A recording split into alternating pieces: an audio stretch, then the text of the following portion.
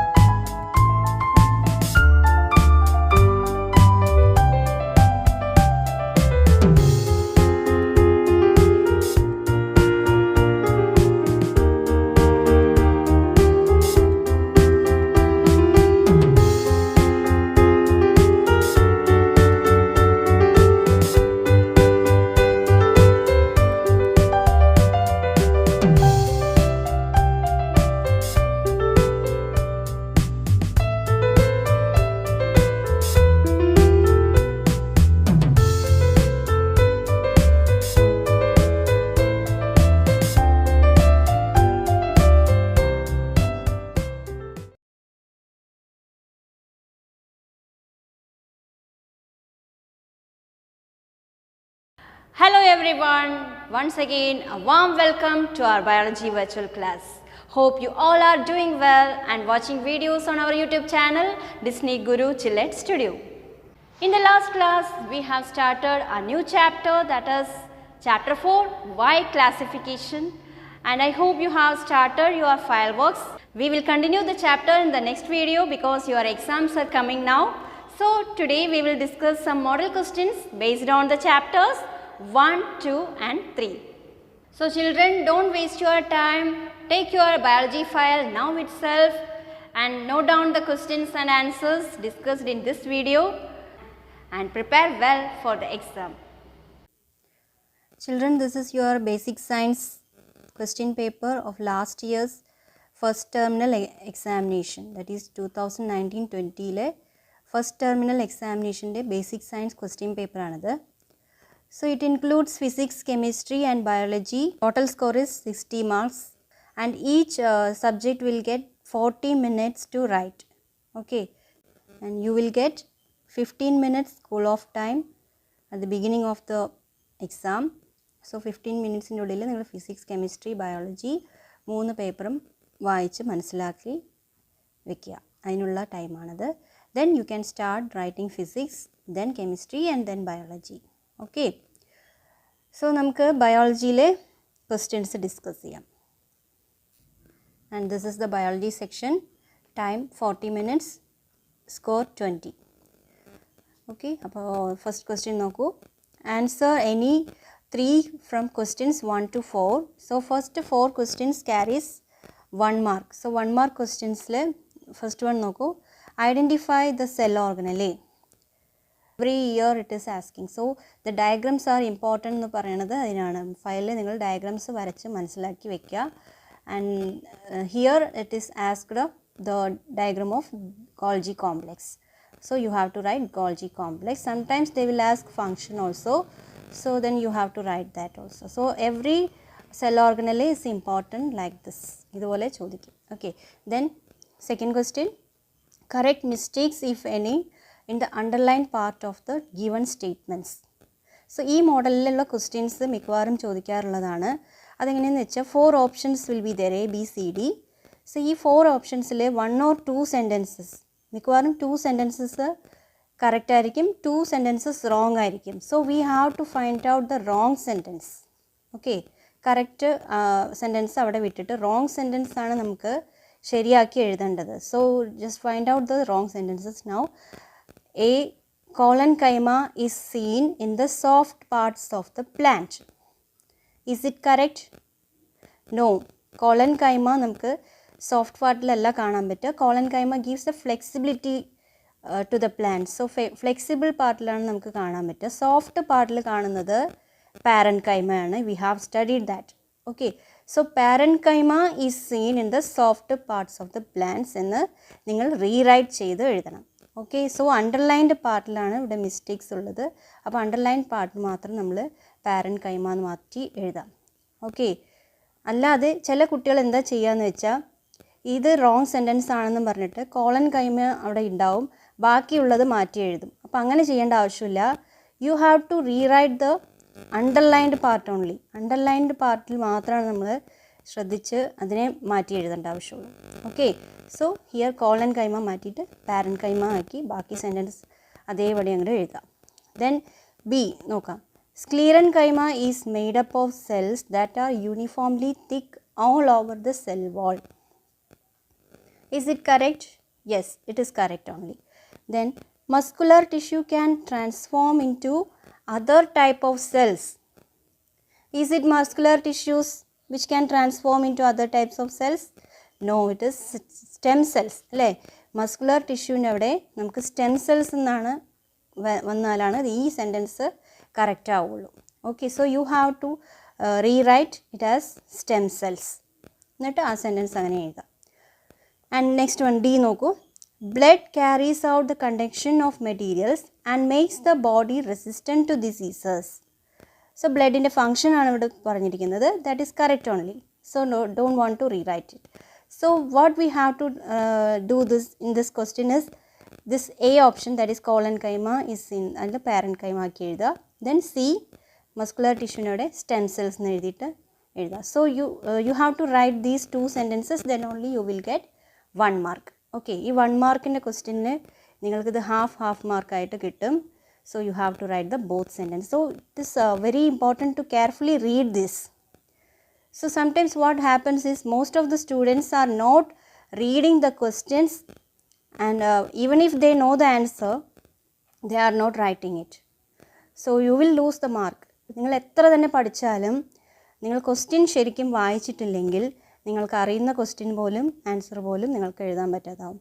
So read the questions thoroughly, then only you will get the answers, and use presence of mind. Okay. Then third question, from the pair of scientists given below, choose the correct pair related to the formulation of cell theory. So ഇവിടെ pair of scientists കൊടുത്തിട്ടുണ്ട്. ഇതിൽ ഏത് പെയറാണ് നമ്മുടെ cell theory ആയിട്ട് ബന്ധപ്പെട്ടുള്ളത്? Robert Brown and Robert Hooke, M.J. Schleiden and Theodor Schwann. Robert Brown and Rudolf Virchow, Theodor Schwann and Robert Hooke. Which one is correct? Yes, M.J. Schleiden and Theodor Schwann. Hope you are writing this. Then fourth one, identify and name the connective tissues performing the following functions. So here some clues are there. You have to find out the connective tissues. Okay, connects the other tissues. Which tissues connect the other tissues? That is fibrous tissues. Okay, then provides support, protection and definite shape to the body. Which tissue provides support, protection, shape? Yes, bone and cartilage. Now look at the 2 mark questions. you have to write any 4 from 5 to 9. Okay, so here it is given 5 questions. Out of 5 questions you have to write any 4. So now we will discuss all the 5 questions. Fifth one, nucleus is the regulatory center of cell. Evaluate the statement by giving reasons. This question has come many times. It is very important one, that is nucleus എന്തുകൊണ്ടാണ് regulatory center of cell എന്ന് പറയാൻ കാരണം. That is very clear that synthesis of proteins is under the control of genes in the chromatin reticulum in the nucleus. So ന്യൂക്ലിയസിൻ്റെ അകത്തുള്ള ന്യൂക്ലിയസിൻ്റെ parts നമ്മൾ പഠിച്ചിട്ടുണ്ടല്ലോ. അതിൽ chromatin reticulum എന്ന് പറയുന്ന ഒരു പാർട്ടുണ്ട്. ആ പാർട്ടിലെ ജീൻസ്, അതായത് ഇങ്ങനെ ത്രെഡ് പോലെ കിടക്കുന്ന, ന്യൂക്ലിയസിൻ്റെ ഉള്ളിൽ ത്രെഡ് പോലെ കിടക്കുന്ന പാർട്ടാണ് ക്രൊമാറ്റിൻ റെറ്റിക്കുലം. അതിലുള്ള ജീൻസ്, അതിൻ്റെ ഓരോ സെക്ഷനാണ് ജീൻസ്. അപ്പോൾ ആ ജീൻസാണ് നമ്മുടെ പ്രോട്ടീൻ സിന്തസിസിനെ കൺട്രോൾ ചെയ്യുന്നത്. Okay, so protein synthesis is very important to our body അല്ലേ. നമ്മുടെ ബോഡി ബിൽഡിങ്ങിന് സഹായിക്കുന്നത് നമ്മുടെ പ്രോട്ടീൻസാണ്. അപ്പോൾ ഈ പ്രോട്ടീൻസ് ഉണ്ടാക്കാൻ സഹായിക്കുന്ന അതിൻ്റെ കൺട്രോള് ആരുടെ കയ്യിലാണെന്ന് വെച്ചാൽ ന്യൂക്ലിയസിൻ്റെ കയ്യിലാണ്. ന്യൂക്ലിയസ് ആണ് അതിനെ കൺട്രോൾ ചെയ്യുന്നത്, ന്യൂക്ലിയസിലെ genes. Okay, and that is present inside the chromatin reticulum of the nucleus. So nucleus is the regulatory center of cell and also it controls many other functions. So nucleus എന്ന് പറയുന്നത് ഒരു സെല്ലിൻ്റെ ഏറ്റവും പ്രധാനപ്പെട്ട ഒരു ഭാഗമാണ്. Okay, then sixth one, certain parts of a cell are given below. Choose suitable parts to complete the table. So സെല്ലിലെ parts കൊടുത്തിട്ടുണ്ട്. അത് നമുക്ക് ഈ അടുത്ത പേജിൽ ഒരു ടേബിൾ കൊടുത്തിട്ടുണ്ട്. ആ ടേബിളിൽ നമുക്ക് അതിനനുസരിച്ചിട്ട് എഴുതണം. So see the table. Seen only in plant cells, seen only in animal cells. So ഈ ടേബിളാണ് നമുക്ക് കംപ്ലീറ്റ് ചെയ്യേണ്ടത്. അപ്പോൾ പ്ലാന്റ് സെല്ലിൽ മാത്രം കാണുന്ന 2 പാർട്സും അനിമൽ സെല്ലിൽ മാത്രം കാണുന്ന 2 പാർട്സുമാണ് എഴുതേണ്ടത്. From these options, which are the options? Read. Cell wall, nucleus, lysosome, cell membrane, centrosome and vacuole. So out of this we have to find out the 4 parts which is most suitable to fill in the box. So which is seen only in plant cells. Plant cell മാത്രം കാണുന്ന parts ഏതൊക്കെയാണ്? Yes, cell wall, yes, vacuole. And which are the parts seen only in animal cells? Last നമ്മൾ പഠിച്ച first ചാപ്റ്ററിലെ last പഠിച്ച ഭാഗമാണ്, that is lysosome and centrosome, which is only present in animal cell. ബാക്കി 2 നോക്കൂ. ഈ cell മെംബ്രെയിനും ന്യൂക്ലിയസും is present in both in plant cells and animal cells. അപ്പോൾ അത് നമുക്ക് 2ഉം എഴുതേണ്ട ആവശ്യമില്ല. ബാക്കിയുള്ളതാണ് നമുക്ക് ഈ ടേബിളിൽ എഴുതേണ്ടത്. So this is the correct answer. Cell wall, vacuole, cell lysosome, centrosome. Now the 7th question. Analyze the given statement and answer the questions. അപ്പോൾ നമുക്ക് സ്റ്റേറ്റ്മെൻറ്റ്സ് ശരിക്കും വായിച്ചിട്ട് അതിൻ്റെ ബേസിൽ 2 ക്വസ്റ്റ്യൻസ് ഉണ്ട്, അത് ആൻസർ ചെയ്യാം. Consist of cells that can contract and regain the original state. അപ്പോൾ ഈ ഒരു ടിഷ്യൂ ആണ്, ആ ടിഷ്യൂ നമുക്ക് കണ്ടുപിടിക്കാം. ആ ടിഷ്യൂവിൻ്റെ പ്രത്യേകത എന്താണ്? Contract and regain the original state. കോൺട്രാക്റ്റും ചെയ്യും, ഒറിജിനൽ സ്റ്റേറ്റിലേക്ക് വരികയും ചെയ്യും. അത് ഏത് ടിഷ്യൂ ആണ്? A. Name the animal tissue mentioned here. So ഇതൊരു അനിമൽ ടിഷ്യൂവിൻ്റെ കാര്യമാണ് പറഞ്ഞിരിക്കുന്നത്. അത് ഏത് അനിമൽ ടിഷ്യൂ ആണ്? Yes, muscular tissue. Then we have to write its function. Enables the movement of body. So ഈ ഫങ്ഷൻ ആണ് എഴുതേണ്ടത്. Sometimes the children will write the same. ഇതിൽ ഉള്ളത് തന്നെ കോപ്പി അടിച്ച് എഴുതും. അങ്ങനെ എഴുതിയാൽ നിങ്ങൾക്ക് മാർക്ക് കിട്ടില്ല. So you have to write the exact function, that is enables the movement of body. Okay, ഇതാണ് അതിൻ്റെ ഫങ്ഷൻ. ഇത് അതിൻ്റെ പ്രത്യേകതയാണ്, സ്പെഷ്യാലിറ്റിയാണ്, ഫങ്ഷൻ അല്ല. ഓക്കെ, ഇപ്പോൾ നമ്മുടെ ബോഡിയുടെ മൂവ്മെൻറ്റിനെ സഹായിക്കുന്നതാണ് മസിൽസ് അല്ലേ. Muscles are made of this muscular tissue. So it's exact function is enables the movement of body. Okay, and this is the speciality of these muscular tissues, that is they can contract and regain the original state. അതുകൊണ്ടാണ് നമുക്കതിനെ move ചെയ്യാൻ പറ്റുന്നത്. Okay, Next, 8th question. Complete the illustration related to plastid. So plastid എന്ന് പറയുന്ന ഒരു ഭാഗം വളരെ important ആണ്. അതൊരു പാരഗ്രാഫായിട്ട് നമ്മുടെ ടെക്സ്റ്റിലുണ്ട്. ആ പാരഗ്രാഫ് വളരെ ഇമ്പോർട്ടൻ്റ്, അതിൽ കുറേ കാര്യങ്ങളുണ്ട്. സോ അതിൻ്റെ ഇൻഡിക്കേറ്റേഴ്സൊക്കെ നിങ്ങൾ എഴുതിയിട്ടുണ്ടാവും എന്ന് വിചാരിക്കുന്നു. Now you read the question. It is a flow chart അല്ലേ. Plastids how many types? 3 types ഉണ്ട്. Chloroplast, here you have to write എയും ബിയും എഴുതണം. അപ്പോൾ ക്ലോറോപ്ലാസ്റ്റ് മാത്രമാണ് നമുക്ക് തന്നിരിക്കുന്നത്. So you have to write chromoplast, leucoplast, then its functions. അപ്പോൾ ഇതിൻ്റെ അടിയിൽ കാണുന്നതൊക്കെ അതിൻ്റെ ഫങ്ഷൻസ് ആണ്. So what is the function of chloroplast? Yes, it gives green colour and it helps in photosynthesis. And then chromoplast, it gives colour to flowers. Chromoplast ആണ് different yellow, orange അങ്ങനെയുള്ള colours കൊടുക്കുന്നത് chromoplast ആണ്. And then leucoplast is a colourless plastid എന്ന് നമ്മൾ പഠിച്ചു. അതിൻ്റെ function ആണ് എഴുതേണ്ടത്. Stores food materials. Okay, now the 9th question. Identify the animal tissues A and B and write any one function of each. അപ്പോൾ animal ടിഷ്യൂസിൻ്റെയും diagrams important ആണെന്ന് പറയാൻ കാരണം ഇതാണ്. സോ ഡയഗ്രാംസ് എന്തൊക്കെയാണ് ടീച്ചർ വരയ്ക്കാൻ പറഞ്ഞിട്ടുള്ളത്, അതെല്ലാം ഇതുപോലത്തെ ക്വസ്റ്റ്യൻ വരും എന്നുള്ളത് കൊണ്ടാണ് വരയ്ക്കാൻ പറയുന്നത്. ഓക്കെ, so you have to identify these diagrams, then only you can write answers. Okay, so first you identify this tissue. Yes, this is our epithelial tissue which covers and protects the body. And this is nervous tissue. Yes, and it controls and coordinates physiological functions and enables to respond, identify the changes inside and outside the body. നമ്മുടെ ബോഡിക്ക് പുറത്തും അകത്തും നടക്കുന്ന ചേഞ്ചസിനെ നമുക്ക് മനസ്സിലാക്കാനും അതുപോലെ നമ്മുടെ physiological ഫങ്ഷൻസിനെ കൺട്രോൾ ചെയ്യാനും കോർഡിനേറ്റ് ചെയ്യാനൊക്കെ നെർവസ് ടിഷ്യൂസാണ് സഹായിക്കുക. Okay, then next section 3 mark questions ആണ്.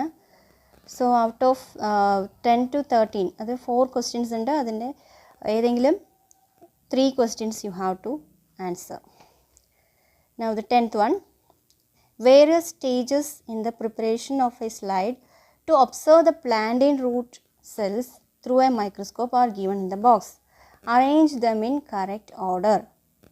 So ഇതിൽ ഫസ്റ്റ് ചാപ്റ്ററിൽ നമ്മൾ പഠിച്ചിരുന്നു ദാറ്റ് എക്സ്പെരിമെൻറ്റ് അല്ലേ, preparation of a slide of plantain root.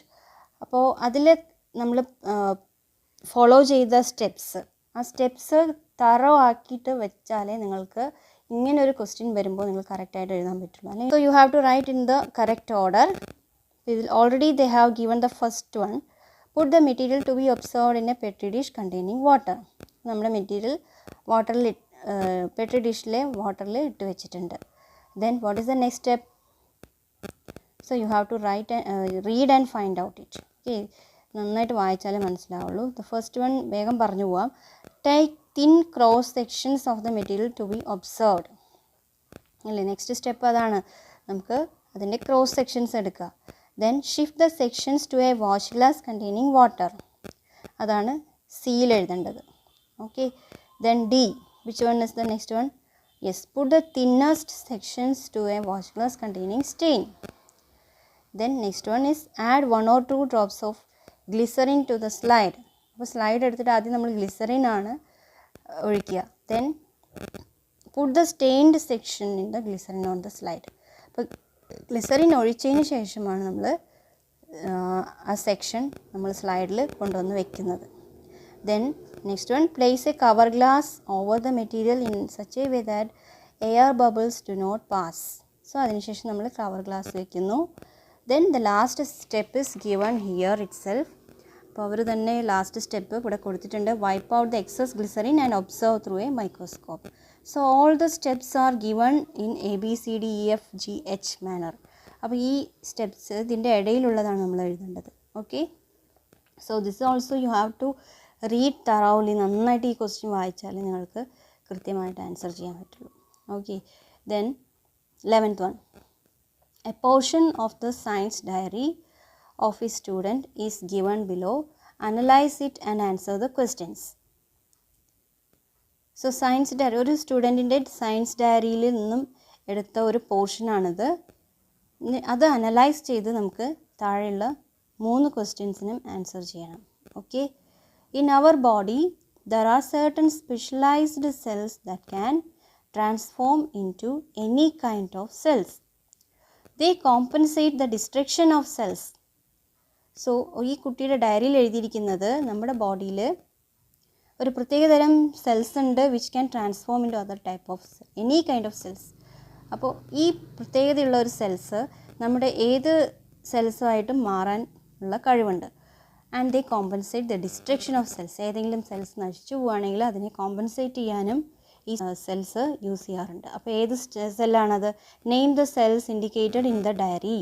That is stem cells. Very clear. നമുക്കിത് വായിക്കുമ്പോൾ തന്നെ പെട്ടെന്ന് മനസ്സിലാവാൻ പറ്റുന്നുണ്ട് അല്ലേ? Transform into any kind of cells എന്ന് പറയുമ്പോൾ തന്നെ നമുക്ക് മനസ്സിലേക്ക് വരുന്നത് സ്റ്റെം സെൽസ് തന്നെയാണ്. അതിലൊരു സംശയമില്ല. How does they compensate the destruction of cells in the tissue? So it undergoes constant differentiation അല്ലേ? നമ്മൾ സെൽ ഡിഫറൻസിയേഷൻ പഠിച്ചിട്ടുണ്ട്. സെൽ ഡിഫറൻസിയേഷൻ്റെ സെയിം ഫങ്ഷൻ തന്നെയാണ് ഈ സ്റ്റെം സെൽസും ചെയ്യുന്നത് അല്ലേ? സ്റ്റെം സെൽസിൽ നിന്ന് എങ്ങനെയാണ് ഡിഫറെൻറ്റ് ടൈപ്സ് ഓഫ് സെൽസ് ഉണ്ടാക്കാൻ പറ്റുക എന്നുള്ളത് അതിൻ്റെ ആൻസറാണ് സെൽ ഡിഫറൻസിയേഷൻ. ഓക്കെ.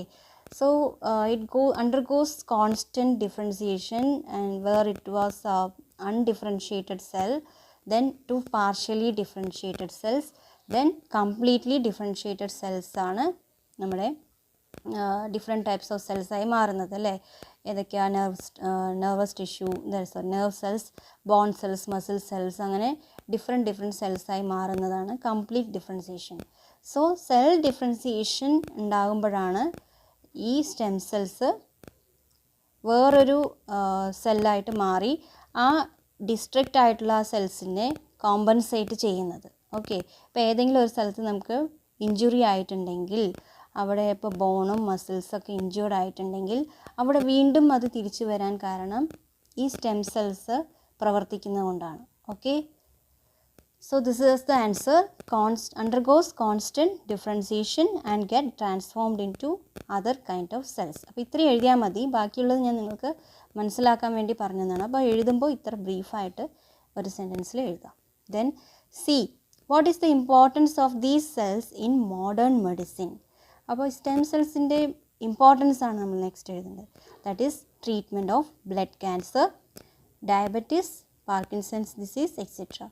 സോ അപ്പോൾ ഇത്രയും മാരക രോഗങ്ങളുടെ ചികിത്സയ്ക്ക് വേണ്ടിയിട്ടാണ് നമ്മൾ സ്റ്റെം സെൽസ് യൂസ് ചെയ്യുക. സോ അതിൻ്റെ കുറച്ച് 2-3 പേരുകൾ എഴുതാം.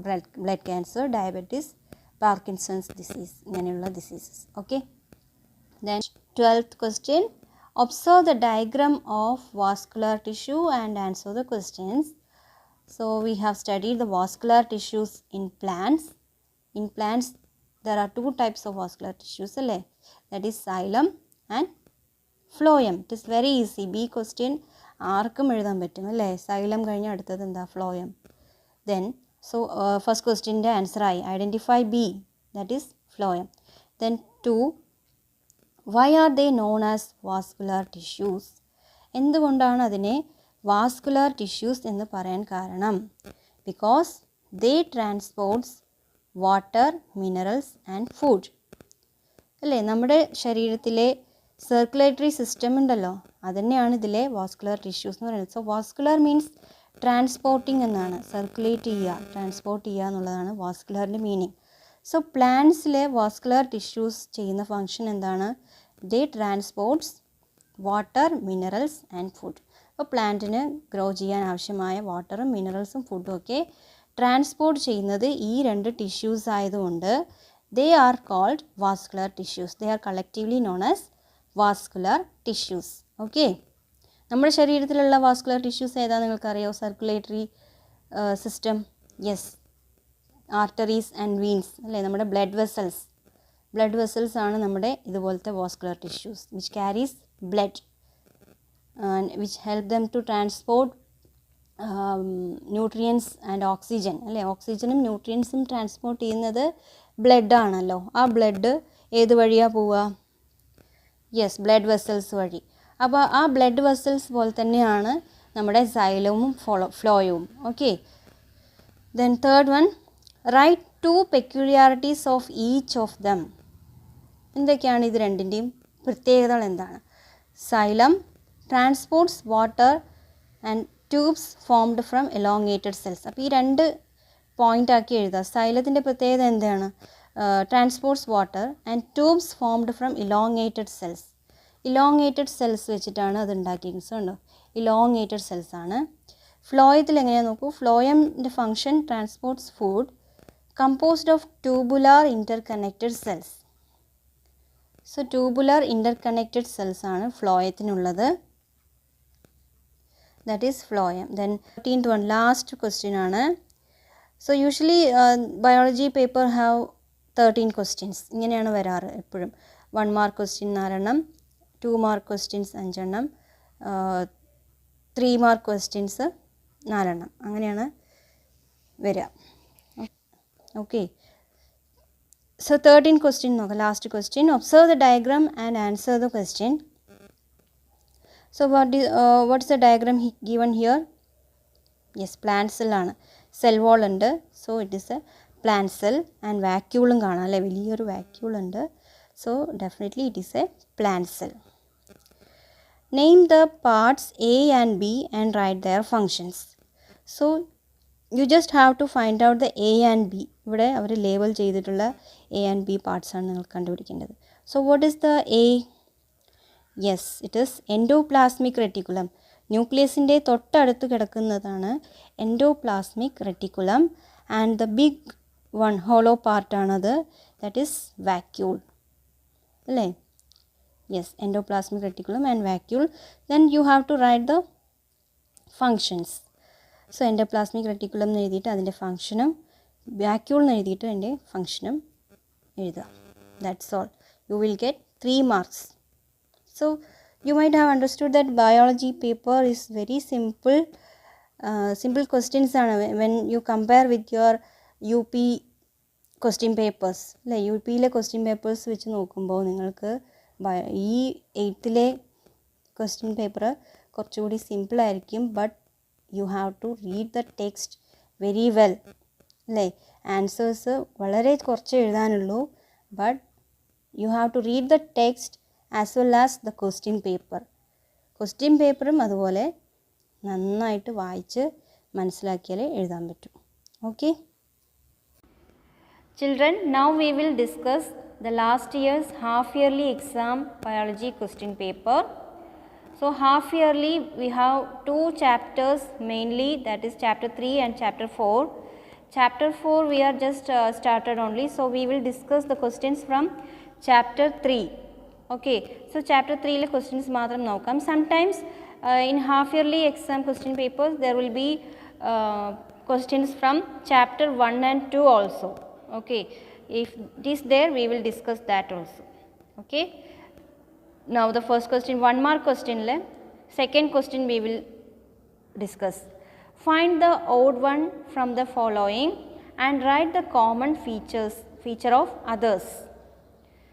So out of these 4 we have to find the odd one.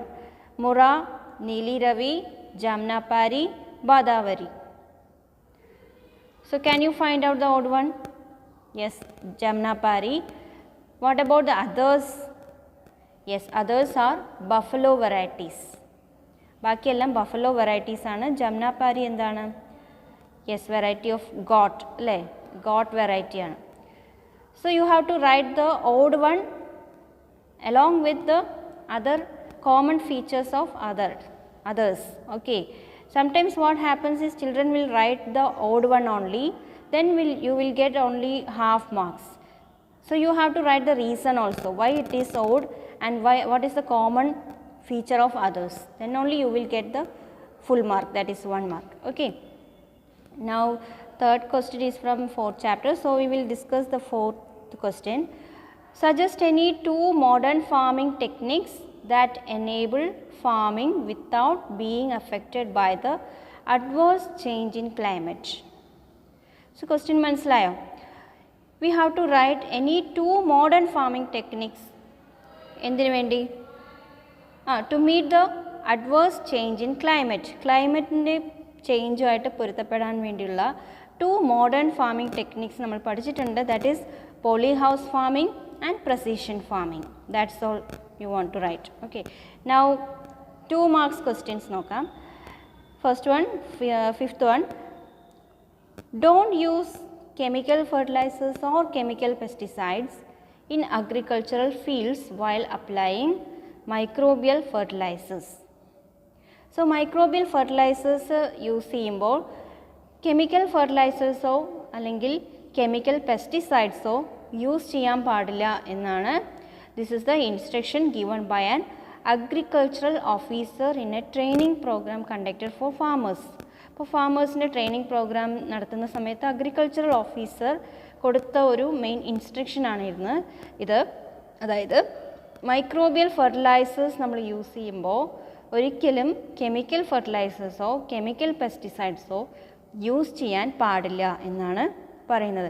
Have you ever seen this same sentence anywhere in your text? Yes, we have studied about the microbial fertilizers, and below that we have 3 instructions. അല്ലേ, 3 instructions ഉണ്ടായിരുന്നു. അതായത് precautions to be taken care of while using microbial fertilisers. അതായത് microbial fertiliser എന്താണെന്ന് നിങ്ങൾക്ക് ഓർമ്മയുണ്ടാവും. Yes, the fertilisers which uses micro organisms. അല്ലേ, micro organisms use ചെയ്തിട്ടുള്ള fertilisers ആണ് microbial fertilisers. So the existence of microorganisms is essential. എന്നാലാണ് ആ fertiliser ശരിയായി പ്രവർത്തിക്കണമെന്നുണ്ടെങ്കിൽ ആ മൈക്രോ ഓർഗാനിസംസ് നമ്മൾ അപ്ലൈ ചെയ്യുന്ന ആ സോയിലിൽ അത് എക്സിസ്റ്റ് ചെയ്യണം, അല്ലേ, ജീവിക്കണം. So when we are using these chemical fertilisers or chemical pesticides, what happens? First question നോക്കാം. A, what could be the reason for giving such an instruction? So ഈ agriculture officer ഇങ്ങനെ ഒരു ഇൻസ്ട്രക്ഷൻ കൊടുക്കാൻ കാരണം എന്തായിരുന്നു? That is what I said now. ഞാൻ ഇപ്പോൾ പറഞ്ഞ കാര്യം തന്നെയാണ്. When we use these chemical fertilisers or pesticides, the micro organisms in the microbial fertilisers, microbial ഫെർട്ടിലൈസേഴ്സിൽ ഉണ്ടായിരുന്ന മൈക്രോ ഓർഗാനിസംസ് ഡിസ്ട്രോയ്, നശിച്ചു പോകും, അല്ലേ, കെമിക്കലിൻ്റെ ഇതുകൊണ്ട് അത് നശിച്ചു പോകും. അതുകൊണ്ട് നമുക്ക് ആ മൈക്രോബിയൽ ഫെർട്ടിലൈസർ യൂസ് ചെയ്തതിൻ്റെ ആ ഗുണം നമുക്ക് കിട്ടില്ല. Okay, so this you have to write in a sentence. ഇതാണ് നിങ്ങൾ എഴുതേണ്ടത്. What are the second one, what are the other precautions to be taken while applying microbial fertilisers? Microbial fertilisers use ചെയ്യുമ്പോൾ ഒരു പ്രിക്കോഷനായിരുന്നു ഇത്. ബാക്കിയുള്ള 2 പ്രിക്കോഷൻസ് എന്നാണ് നിങ്ങൾ എഴുതേണ്ടത്. Okay, that is there in the text. I will show you. See, these are the things to be taken care of. കണ്ടോ, ഇതാണ് precautions നിങ്ങൾ എടുക്കേണ്ടത്. Ensure the availability of biofertilizers in the soil. Then proper irrigation should be provided. And the third one is chemical fertilizers or chemical pesticides should not be used. This is already there in the question paper. So we have to write these 2. ഇത് രണ്ടെണ്ണമാണ് നിങ്ങൾ എഴുതേണ്ടത്. Okay, so this is very important portion. ഞാൻ പറഞ്ഞിരുന്നു already. When you are writing in the file, you have to write this. ഞാൻ പറഞ്ഞിരുന്നു. This is very important one. Okay, and these organisms also, which are the microorganisms used in microbial fertilizer, അതും question ഉണ്ട്, ഞാൻ കാണിച്ചു തരാം question. Okay, so that question is over. Now we will go to the next question. Next question is 8th one. See, write the name of 2 bacteria present in the microbial fertilizers applied by farmers to increase the nitrogen content of the soil. Same portion എന്നുള്ള question ആണ് ഞാൻ ഇപ്പോൾ പറഞ്ഞതേ ഉള്ളൂ, അല്ലേ. Microbial ഫെർട്ടിലൈസേഴ്സിൽ use ചെയ്യുന്ന micro ഓർഗാനിസത്തിൻ്റെ പേര് എഴുതാനാണ് പറഞ്ഞത്. ഏതെങ്കിലും 2 ബാക്ടീരിയയുടെ പേരാണ് എഴുതേണ്ടത്. Okay, so which are the bacteria used in the microbial fertilisers? Rhizobium, acetobacter, azospirillum. 3 bacteria നമ്മളതിൽ പഠിച്ചിട്ടുണ്ട്. അതിലേതെങ്കിലും 2 നിങ്ങൾ എഴുതിയാൽ മതി. Okay, in that we have azolla also. Azolla ഒരിക്കലും എഴുതരുത്. അസോള ഒരു പ്ലാന്റ് ആണ്, അത് എഴുതരുത് കേട്ടോ. സ്മോൾ പ്ലാന്റ് ആണ്, അത് എഴുതാൻ പാടില്ല. So you have to write these bacterias name only. ഇതിൽ ഏതെങ്കിലും 2 എഴുതേണ്ടത്. So study these names very well. നന്നായിട്ട് പഠിച്ചു വയ്ക്കുക. Okay, then Next question, 9th one. Before every farming, testing of soil is inevitable. Do you agree with this statement? Why? So, ഏതൊരു farming തുടങ്ങുന്നതിന് മുമ്പും testing of soil testing is very essential. Why എന്നാണ് ചോദിച്ചിരിക്കുന്നത്. Why the soil testing is essential? Because when we start a crop, the main factor എന്ന് പറയുന്നത് നമ്മുടെ sunlight, availability of sunlight and soil and water, ഇത് മൂന്നുമാണ് ഒരു ക്രോപ്പിന് വളരാൻ ആവശ്യം, അല്ലേ? അപ്പോൾ ആ സോയിൽ എലമെൻസും നമുക്ക് ആവശ്യമുണ്ട്. സോയിലിലെ എലമെൻറ്റ്സ്, അതുപോലെ pH വാല്യൂ, ഇതൊക്കെ അറിഞ്ഞാൽ മാത്രമാണ് ആ ക്രോപ്പ് അവിടെ വളരുമോ എന്നുള്ളത് നമുക്ക് കണ്ടുപിടിക്കാൻ പറ്റുള്ളൂ. So we have to test the soil when we are starting a crop. നല്ലൊരു ബിസിനസ്സിനായിട്ട് തുടങ്ങുന്ന ഒരു ക്രോപ്പാണെങ്കിൽ, സീരിയസ് ആയിട്ട് തുടങ്ങണമെന്നുണ്ടെങ്കിൽ, we have to follow these things. That is testing of soil, availability of water. These all things we have to consider. So, soil testing ചെയ്യണമെന്ന് പറയുന്നതിന് കാരണം എന്താണെന്ന് വെച്ചാൽ, these 3 things you have to write. എന്തൊക്കെയാണ്? pH value of soil. സോയിലിൻ്റെ pH value അറിഞ്ഞിരിക്കണം. Then the quantity of essential elements available there in the soil.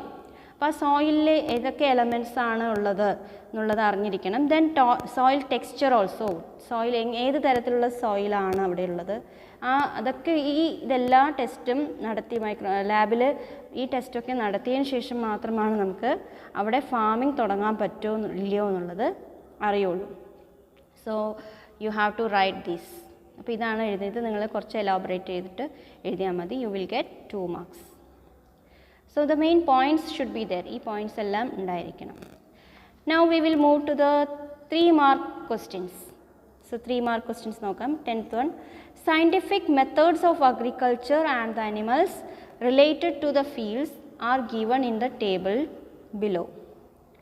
So എന്തൊക്കെയാണ് കൊടുത്തിട്ടുള്ളത്? Scientific methods of agriculture, methods തന്നിട്ടുണ്ട്. പിന്നെ അനിമൽസ് റിലേറ്റഡ് ടു ദ ഫീൽഡ്സും തന്നിട്ടുണ്ട്.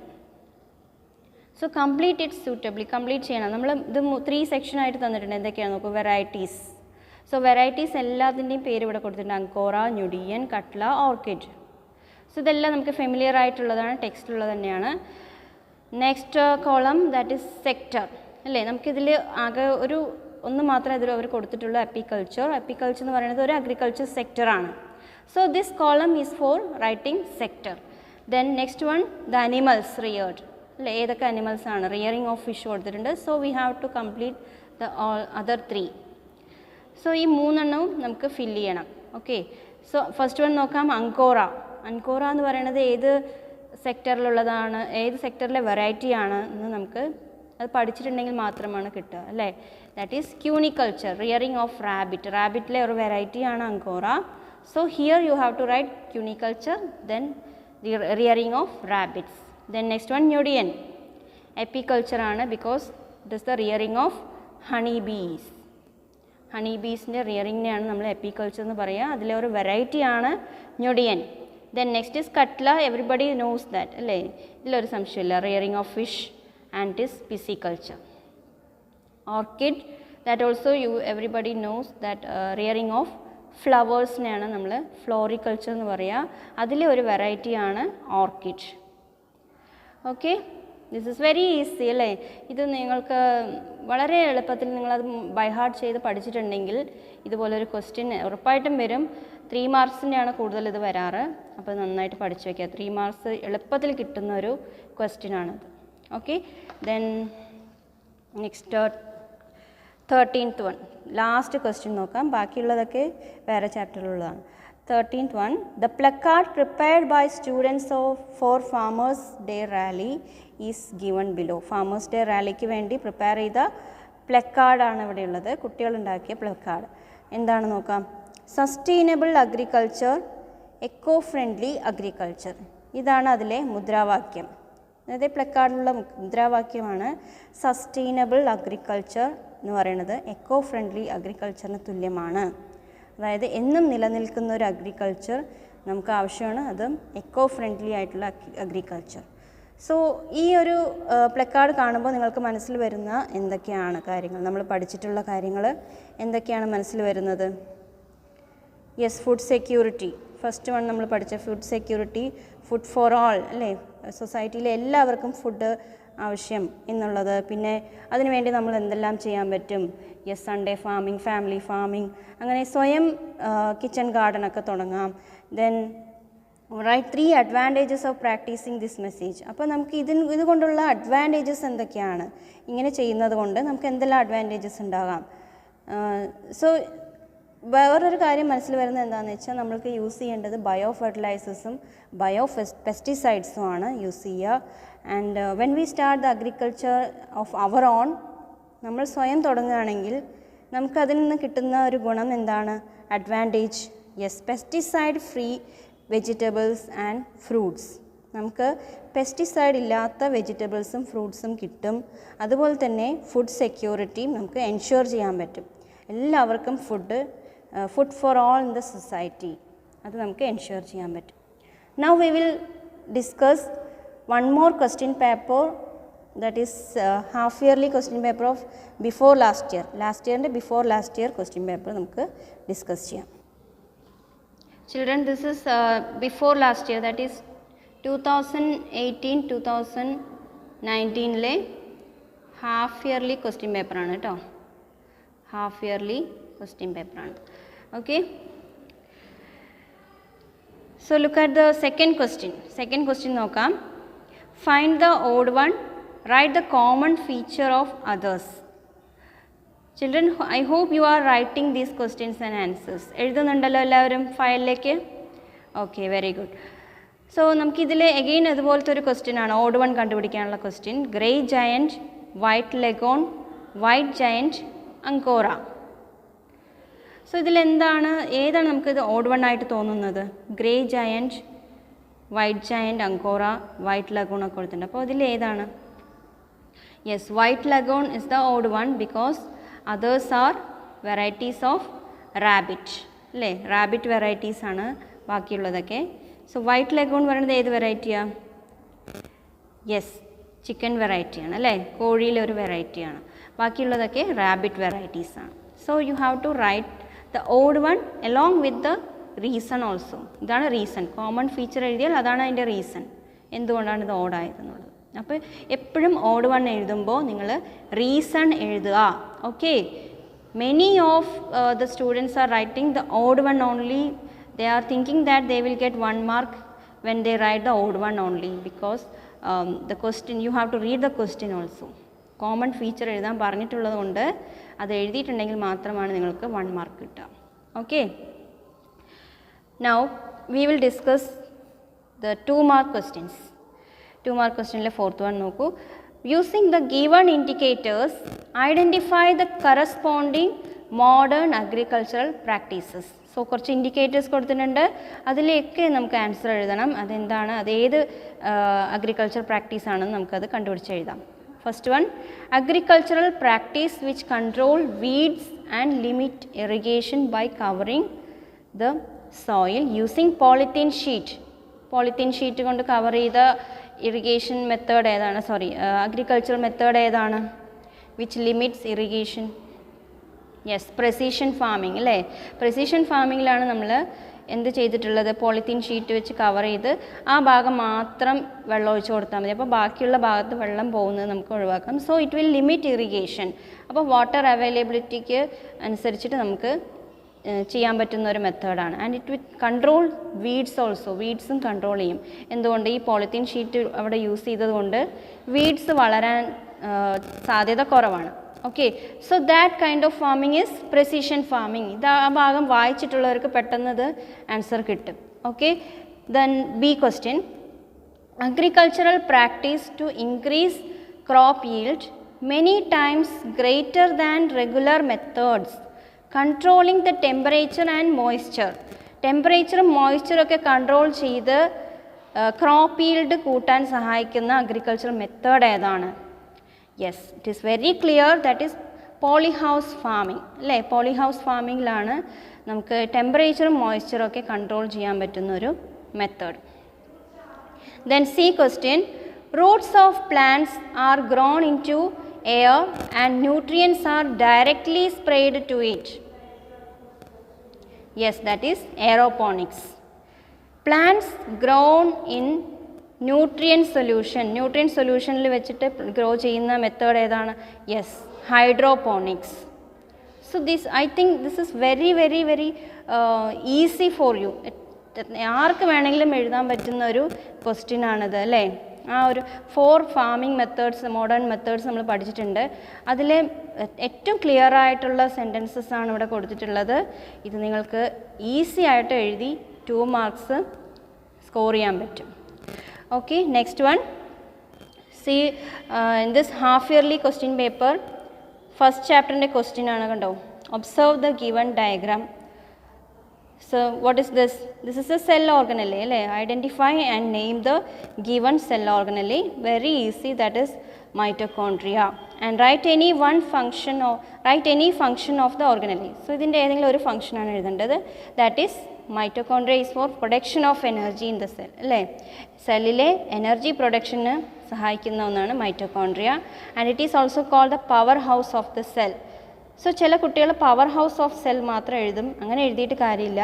U have to write the main point, that is production of energy in the cell. So ഈ point എഴുതിയാൽ മാത്രമാണ് നിങ്ങൾക്ക് mark കിട്ടുള്ളൂ. ദിസ് ഈസ് ഒരു എക്സ്ട്രാ ഒരു പോയിൻ്റ് മാത്രമേ ഉള്ളൂ. ഇതിന് അത്ര റെലവൻസ് ഇല്ല. ഈ പോയിൻറ്റിനാണ് റെലവൻസ് ഉള്ളത്. Production of energy in the cell. Okay, production and release of energy രണ്ടും എഴുതാം. പ്രൊഡക്ഷൻ, ടീച്ചർ പ്രൊഡക്ഷൻ മാത്രമേ എഴുതിയിട്ടുള്ളൂ. Production and release of energy in the cell helps, this mitochondria helps for that. Now the next one, 7th question, also from first term portion, അല്ലേ. First ടേമിലെ എക്സാമിനേഷനിലെ പോർഷനിലെ എന്നുള്ള question തന്നെയാണ് second ടേമിലും വന്നിരിക്കുന്നത്. The peculiarities of 2 plant tissues. So this is from chapter 2, plant tissues when observed through a microscope is given below.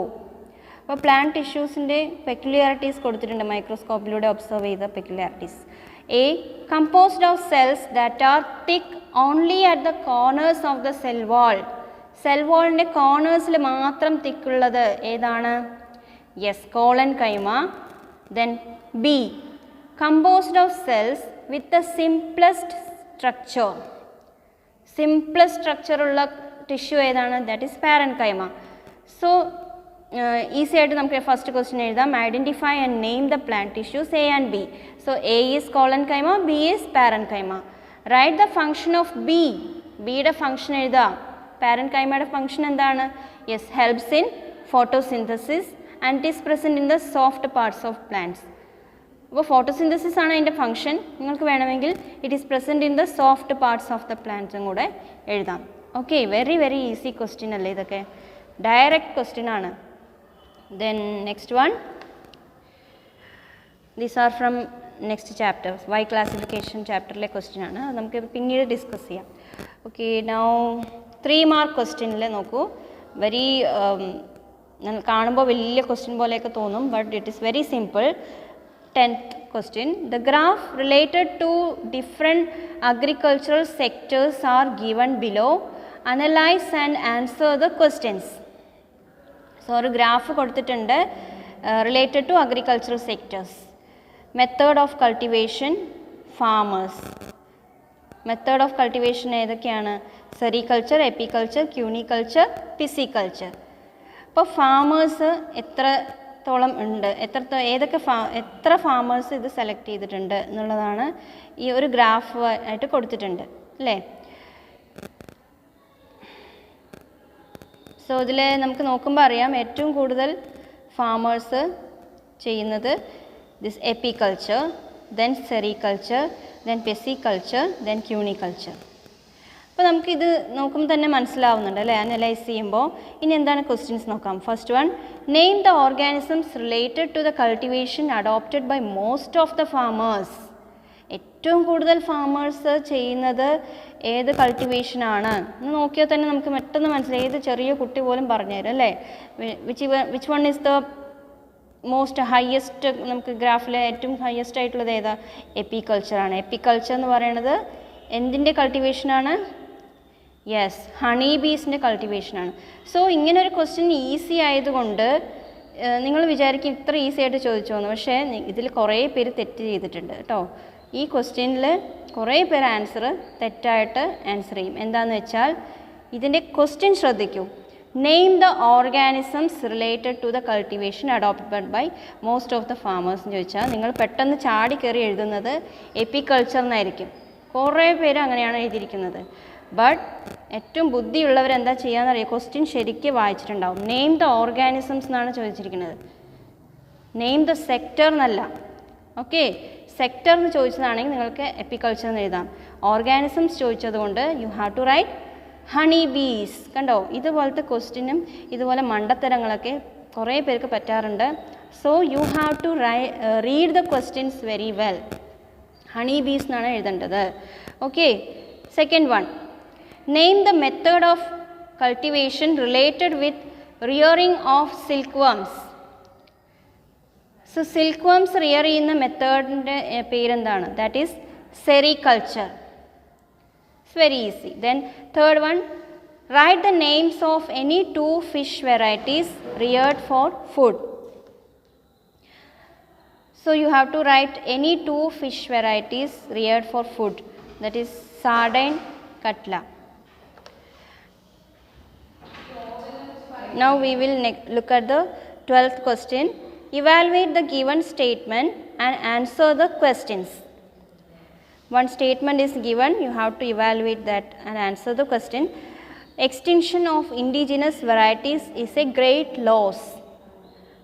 We have already discussed about the native varieties, that is indigenous varieties. Indigenous varieties nu koduthalum native varieties nu thanналum രണ്ടും same ആണ്. Okay, അതിൻ്റെ extinction എന്ന് പറയുന്നത് great loss ആണ്. അതിൻ്റെ extinction means what?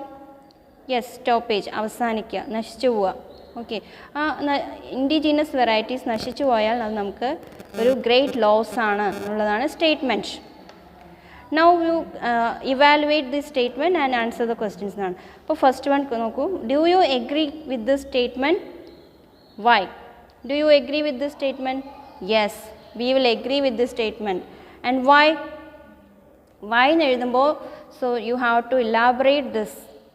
ഈ ഒരു statement elaborate ചെയ്തിട്ട് എഴുതുക. That is the importance of native varieties. So here you have to write the importance of native varieties. Notes തന്നിട്ടുണ്ട്, that you can study and write. അല്ല, main point എന്താണ്? Yes, native varieties ഉണ്ടെങ്കിൽ മാത്രമാണ് we can cultivate hybrid varieties only with the help of native varieties. Native varieties are high disease resistance and it needs only low cost of management. അപ്പോൾ ഇതൊക്കെ അതിൻ്റെ അഡ്വാൻറ്റേജസും അതിൻ്റെ ഇമ്പോർട്ടൻസും കൂടി ചേർത്ത് എഴുതിയാൽ U will get the marks. Then second one, right the names of any 2 indigenous mango varieties. Any 2 indigenous mango varieties, that is മൂവാണ്ടൻ, കിളിച്ചുണ്ടൻ എന്നൊക്കെ പഠിച്ചിട്ടുണ്ട്. That you can right. Okay, you have to study this portion very well. Indigenous varieties, native varieties for tomorrow എന്നുള്ള portion ആ ടേബിളും എല്ലാം വൃത്തിയായിട്ട് പഠിക്കുക. That is a very important question.